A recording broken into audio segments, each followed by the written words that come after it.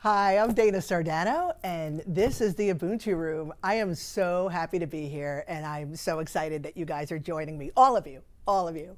The Ubuntu Room is a place where we discuss all things personal empowerment, all things spiritual development, and everything that falls in between.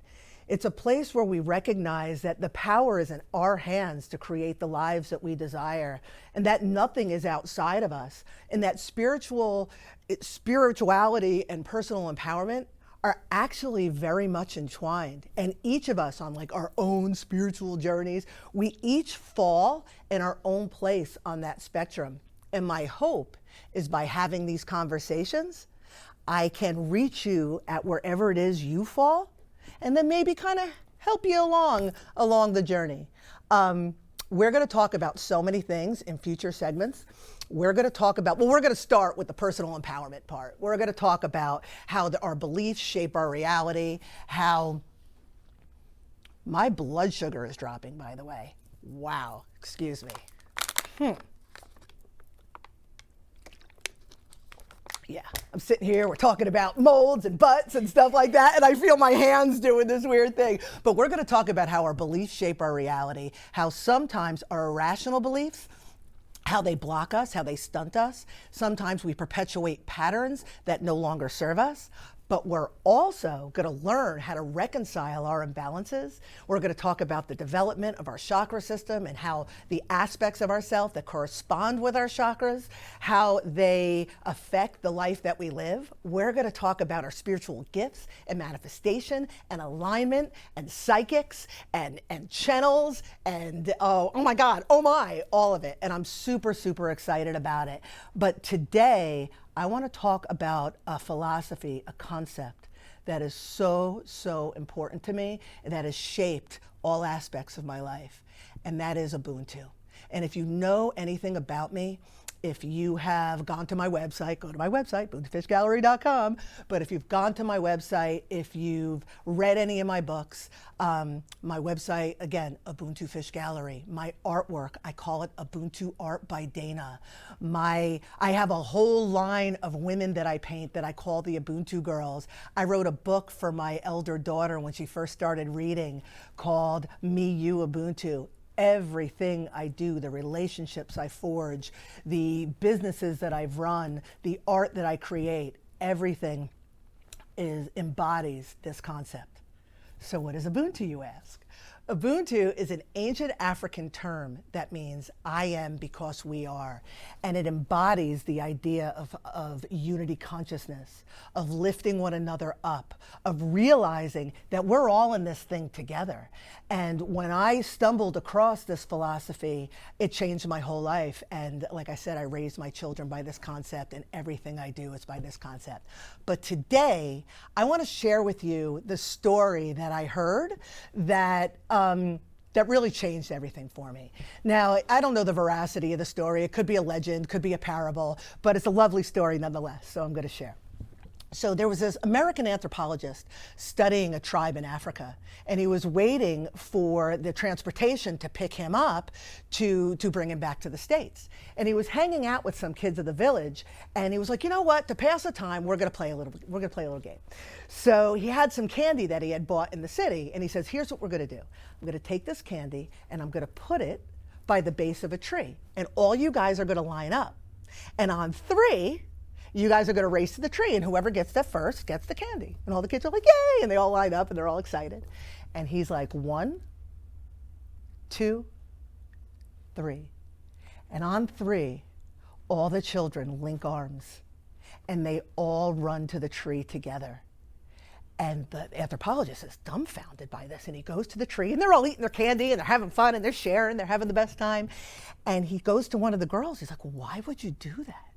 Why would you, share essentially? And she looks at him and she says, Ubuntu.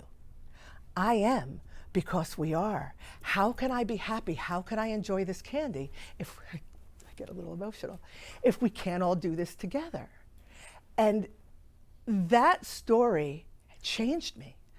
Whew, that story changed me because I realized in that moment that if we don't work together, if we continue to fight against each other and compete with one another, as humanity is getting nowhere. So I tell the story, I wrap it up in a little bow, and it's all very cute. But what does this have to do with me and what I do? Because I say I dedicated my life to this concept. But here's the thing about community consciousness and about lifting one another up. We can't do that until we lift ourselves up. We can't assist another until we assist ourselves. That old adage about the oxygen mask, that's no BS. You cannot use your own, you cannot, put the oxygen mask on another unless you put it on yourself first. So I have dedicated my life to assisting people with their own personal empowerment. And like I mentioned when we opened, we all fall in a different point on the spectrum. Some of us are playing with crystals in the moonlight, and others are still dealing with our mommy issues. But wherever we are, as humans, we're all on this journey together. So, with that said, I just want to share a few of the things that I have done as a part of my mission to assist others. Now, I have a ton of books, of artwork, of all these things that all embody this personal empowerment, this spiritual development, this Ubuntu. But specifically, I want to share my Ubuntu stuff. So, I wrote this book for my, like I said, my elder daughter. She's 16 now. So when she was just starting to read, 4 or 5 years old, and it's called Me, You, Ubuntu, and it's about the concept of sharing. And it's about her and her sister, and like, you know, they're sharing balloons together. It's all very cute. It's all very simple. I did it with colored pencils even before I started painting, and it's a really beautiful thing if you wanted to introduce this concept to your younger children. But here's the magic. So when I started painting, the first thing I started painting when I started to find my voice, I started painting mothers and children together. I was a new mother. My girls were 4 and 5 years old. And I was soon as I started painting and soon as something woke up in me, like I said, it was all these mother and children. Then I started painting these individual women by themselves, and they each embodied an archetype or a certain aspect. You had your creative woman, you had your sexy woman, you had your feisty woman, your empowered woman, and all these different types of women. And I created a deck of cards called the Ubuntu Girls Guide to Greatness. And there are 15 Ubuntu girls, and each Ubuntu girl has 4 cards that embody a certain aspect of self. And what I would want to do today is, I don't want to get too caught up in it because it could get boring. But I just want to share with you who my girls are and what their message is, and just realize that that's one of the cards. The other 3 are inspiring questions and exercises and hot tips and things like that. But this is blue. Blue says respect yourself. And again, these are all aspects of us as human beings, as women. And I just want to see what resonates with you. Jolene says embrace your gifts. Third Eye says be mindful of your thoughts and actions. How do I know that? It says it on the back, by the way. Ginger says love yourself unconditionally. Because RuPaul says if you can't love yourself, how are you going to love somebody else? I don't know if you're a Drag Race fan, but me and my children, that's how we bond. Moving on. Stash says, speak your truth and live authentically. I'm just saying. A little birdie told me, says, release judgment and cultivate compassion, which is a very difficult thing to do, but that's how you find peace. Cherry says, acknowledge your worthiness and revel in your greatness. I keep giving looks because you know who you are. Sahara says, show gratitude, and I have in parentheses, even for the suck. Because it's easy to show gratitude for puppies and kittens, not so much when you're going through it. Talking to you. Spring Fling says, engage your creativity and allow your passion to guide you to your purpose. And that's where I am right now. And I'm going to talk more about this in future segments. But I wasn't always the crazy artist lady with all the crystals and the cool, fun stuff. I was an educator for 20 some odd years, and one day woke up and said, I can no longer do that. when I know I can do this, and followed it, as scary as it was. I followed the spark, and now I'm here with you, and I'm freaking tickled. I'm almost done. Meadow says, so simple, so simple. By the way, her story is if a natural girl is what you seek, you might want to spend some time in a meadow, wink, wink. Anyway, Meadow's message is choose joy. It's that simple. What brings you joy? And choose that. Oh my God, there's so many of them, sorry. I'll be quick. Rosie says, be accountable for your actions. Lasha says, live right here, right now. Lucky says, take care of your body. It's your temple, it's where it all starts. Mermina says, forgive yourself and others. And Electra says, know yourself. And I'm missing one. Third Eye says, be mindful, unless I didn't miss that one, but I feel like I missed that. I shared these with you because every single one of us, and I'm speaking specifically to women, we all have these different aspects of ourselves that sometimes fall out of balance because we don't feel we're worthy enough, or we think other people's needs are so important, or we have beliefs about ourselves that from when we were children that have gone unchecked. But when we look at these aspects individually and we bring each of them back into balance and we become whole and aligned, then we could bring that to others. And that's the concept of Ubuntu. I appreciate you listening to me. I feel my blood sugar, it kind of got balanced. I was talking, I could feel my hands starting to do this. I was like, oh, Dana's gonna pass out in front of camera, wonderful. But we're good, we're good. And that was crazy. And thank you, and like I said, Ubuntu. Dana, that was... Oh, really? Wow. Oh, can I bow? Can I bow? Wow. Can I bow? Can I bow? You like totally are in your element. That's my jam. I feel like I'm on like, I don't know, Dancing with the Stars or America's Got Talent, but that was like unbelievable. Really? Yes. You don't understand. My hands started to do this. It was really weird when I started talking. I don't know if you guys noticed, but when you guys were talking about Tammy's butt, I was sneaking dates because I could feel my blood sugar start to drop, and my hands started to do like this, and I'm like, oh, not now, not now. And I talk with my hands, so I'm like. So I appreciate you acknowledging. I love this. Everything about this I love. That was amazing, and I have so many questions, but really one on your child's book. Ubuntu. Your Ubuntu book, right? On sharing. Yeah. Are we better off, I can't even say that, teaching our children to share, like everything we learned in kindergarten is to share. Yeah. But if we're always sharing and giving up what we want that may be ours, how do we take the oxygen mask for us and maybe not have to share? Is that something we should be teaching? Or do we, if we don't teach it young, when you get to our age, we continue to give and give and give and share of everything, even sometimes at our own cost. At our own peril. Correct.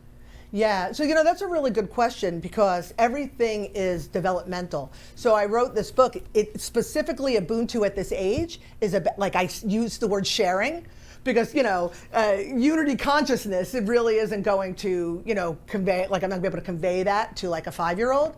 But here's the thing, everything comes down to balance and imbalance. So yes, we should teach children to share. We should teach children compassion. We should teach children to look out for their humanity, for their peers, but never at their peril. So if you're teaching sharing without teaching the balance of their own self-respect and their own needs, right? I know my biggest pattern, and I thought I put it to rest, and then just recently I told you I've just shifted. I'm going to share with everybody. I just signed yesterday the contract of selling the business that I created, the Phenom Publishing, with my business partner, and it was in talks and talks and talks, and I signed the contract yesterday. And this is really a big deal. This is really a big deal. It's an end of a chapter, but it's also, it's, you know, a couple bucks in my pocket, but it's also time for me to move forward with other things. I'm sharing this with you because what I realized looking back on the relationship, on the building of that company, of all of it, like I said with my business partner, is that one pattern of me putting somebody else's needs before mine is, I'm writing the friggin' books. I'm writing the books. I know so much. I'm so smart. I'm writing the books. And meanwhile, that pattern of putting somebody else's needs before mine, it was so gradual.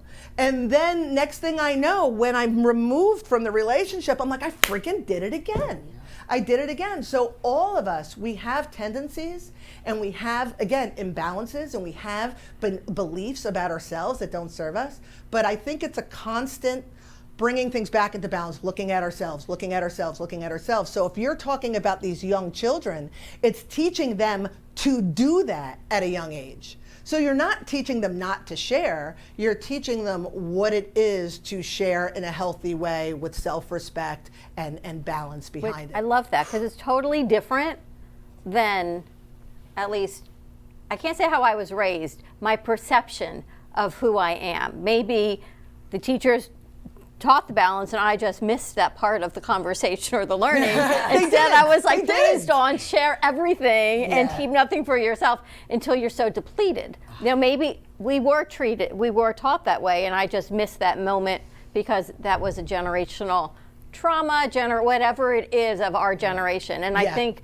the crew in here, different generation, because they've learned, the women, the girls, of their career path, of what they're looking for. They're not getting married like I did at 22-ish, whatever that was. And then the next generation, like our grandchildren, our granddaughters, it'll be interesting to see what they're taught. And it'll all be about sharing and toys and all those things, but also about, because I know my daughter-in-law and my daughter, about taking time for them as well. So generational shifts, and I love that we actually can have the conversation about it. Do you mind if I share one more thing about Please. generational shifts? So what I'm seeing, remember, I was in education, traditional education, from 1995 to 2017. So I saw a serious shift in technology, shift in mentality, and I started in special education, so differentiated instruction, all that, and I rounded out my career as a director of student development, learning specialist, basically helping any kid with any difference in learning to be successful in a mainstream college prep. It was a private college prep school. And what I see is, I'm Gen X. So my generation, it was like, shut up and sit down. Nobody wants to hear what you have to say. Oh, you got a problem? Oh, go outside. Go drink from the hose. We all know the stories, right? But then the Gen X were having children, and they were doing the complete opposite, which I call the puppy syndrome. Oh, puppy, it's okay. Oh, sit down. Oh, everybody gets a trophy, right? So now you raise the kids with the puppy syndrome, and everybody's entitled. Everybody thinks that they deserve X, Y, and Z. And so the pendulum went from here, where we're drinking out of a hose, it goes to here, we got puppies with trophies, and I'm hoping this generation, at least with my kids, I had my kids a little bit older. You said you got married at 20, I got married at 40. So my kids are teenagers, so do the math. So I'm hoping my kids have that sense of that balance. Like, I'm not totally entitled, but I'm also not going to set myself up to be abused. And I believe when that pendulum comes to center, these kids will bring in a new age. So amazing. Before we go to commercial, your website is? UbuntuFishGallery.com. And just to be clear, I took the shop off of my website. I have all of my stuff. If you want to buy something, if you're interested in something, please contact me directly. I am very, very important, the interaction, and that put in cart makes it very impersonal. So there's a contact form, just contact me and I'll send you whatever it is you want. Oh my gosh, everything is so incredible. Amazing. And the art piece that she gave us that's in the bathroom is not for sale, that particular piece. But if you go into her catalog, she does have versions of that piece. Because everybody that goes in there wants to buy it. I said, no, you got to go to her website and get a version of it. I don't care what you get, you ain't getting that one. But next week when you come in, I definitely bring some samples of what's on your website, because there's a beautiful bag I thought I could get for Chelsea, and I'm thinking I'm going to get a book for my sister-in-law and maybe the cards for my sister, and like so many great holiday gifts or stocking stuffers, whatever you want to call it, whatever holiday it is, or just if you're going to a holiday party, a hostess gift. There's so many great things that Dana offers at all different price points, and as we see here, there's not one woman that walks in here that is not attracted to what you have. So thank you for sharing what you shared. All right, on. That was exceptional. Amazing. I'm like floored. Why? Because she's exceptional. Oh my goodness, say more things like that. I'm telling her, listening to her talk, I must have looked at Michelle 10 times and I was like, dude, she's good. Like, just, I Dude, swear. she's good. She's good because, like, she's compelling. It's compelling. I love this concept. I have a 4-year-old and a 7-year-old. My 7-year-old has Asperger's. So this, I love this. I'm intrigued. That was incredible. Oh my She's God, I love exceptional. you. Do we just become best friends? I we just became best friends. I feel like we did. I feel like we I did. appreciate that. Thank you. Exceptional. We're going to take a quick break, and for your blood sugar, we're going to come back and celebrate Tammy's birthday. So Yeah, your piece of cake. let him eat cake.